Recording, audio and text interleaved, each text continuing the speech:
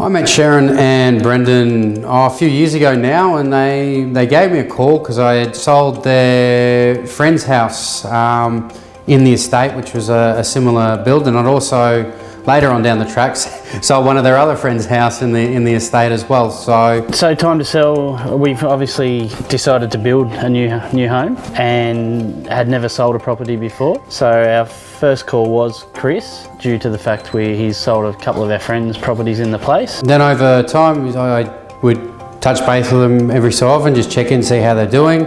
And then a few years later, they started coming into a couple of my open homes. After that, Brendon sort of mentioned to me where they were at. They actually had decided to build in a street that I was selling a house in the same area, and what would be the process when they do come to sell. So obviously it was too far out to put it on the market. It was going to be possibly 12 or more months building. So yeah, during the time we obviously needed information along the way on how to sell, being first home sellers and that sort of thing. And Chris was always able to give him a call and get any info that we needed. Was very helpful along the way. During that time we've seen COVID happen and values of property started skyrocketing. Brendon was always on the side of, well, we want to take advantage of this market, we don't want to miss out on it. And Cheryn was more on the side, well, I want to make sure that I got a house, so I don't want to move twice. And over time they just kept asking me, do you think it's a good time to sell? Do you think it's a good time to sell?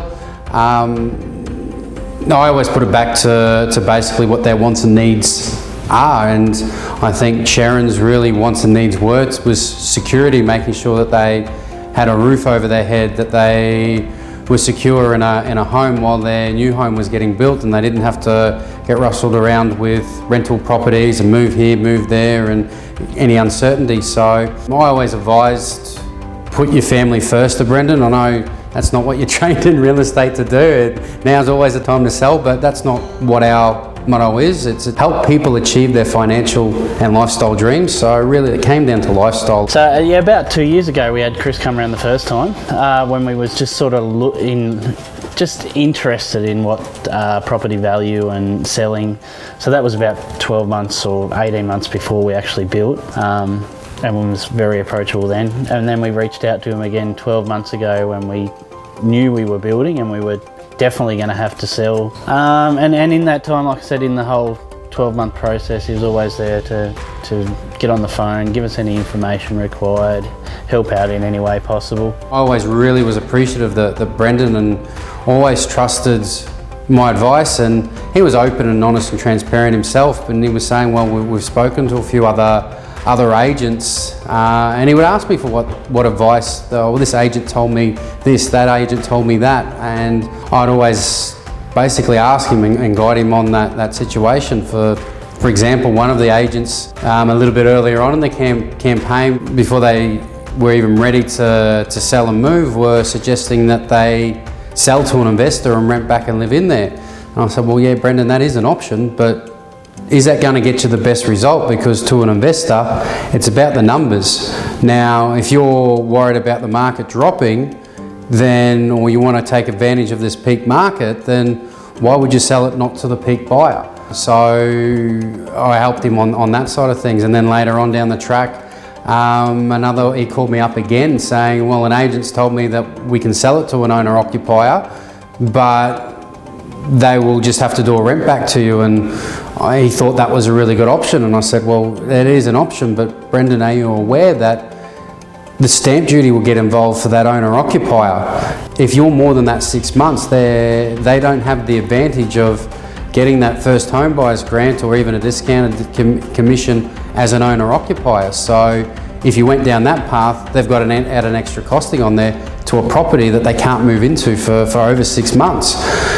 If you were a buyer, Brendon, do you think you'd go down that path? And he's like, no, you're right, Chris, they didn't tell me that. Cheryn's idea was to, obviously still reach out to a couple of other real estate agents, get some feedback from all of them, see if anyone, told us anything different, which they had a couple did. gut feeling was always still to stick with Chris, obviously. Randomly out of the blue, a real estate agent started knocking on our doors. I think they were going around the estates at the time.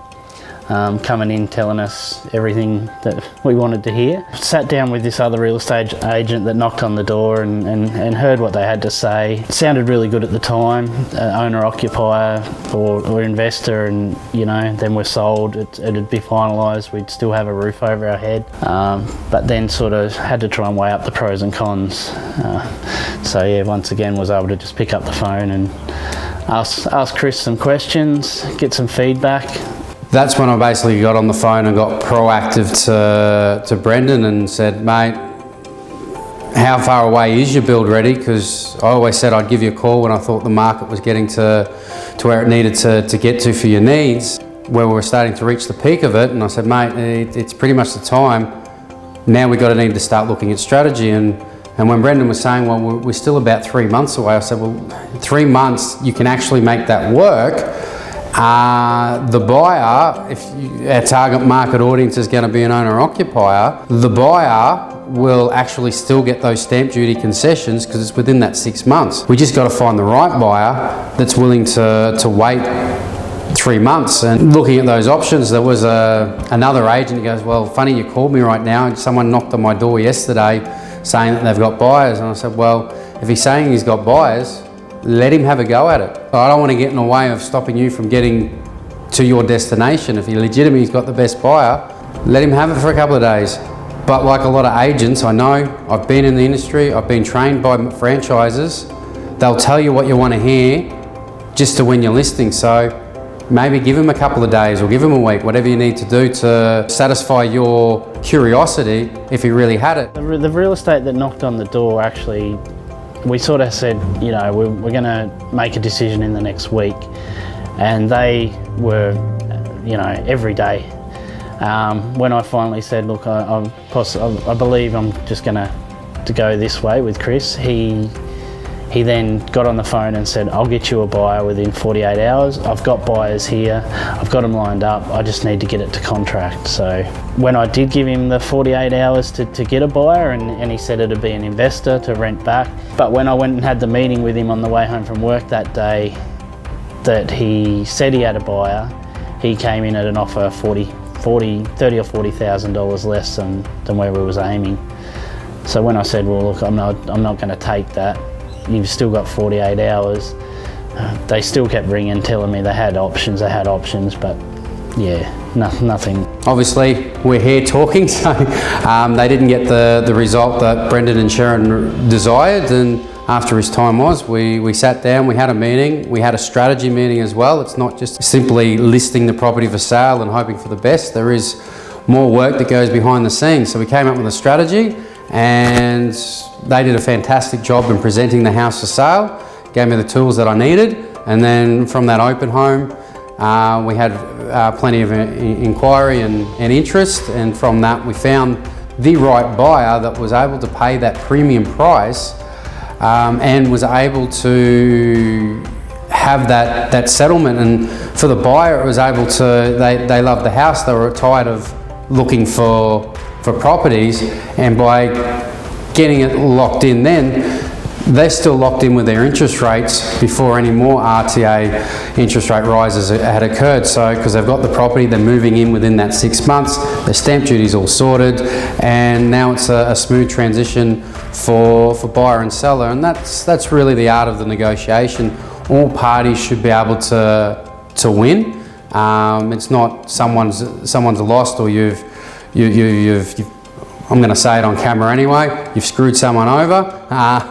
That's not how negotiations work. That's not our core values here. Like I said, it's our vision statement is to help people achieve their financial and lifestyle dreams. That's both buyer and seller. And I'm really appreciative of what Cheryn and Brendon, their trust in me. I always had their best interest at heart, and I just really appreciative that they followed the advice and were able to get the result for them. Can't fault Chris, fantastic real estate agent, done everything possible we could have asked for, got us to where we needed to be, met our expectations.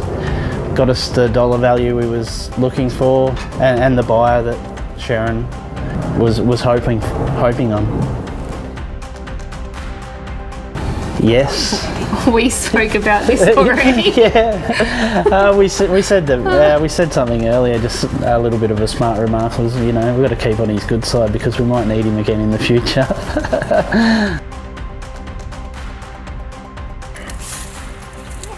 If you like our content, like and subscribe and turn notifications on.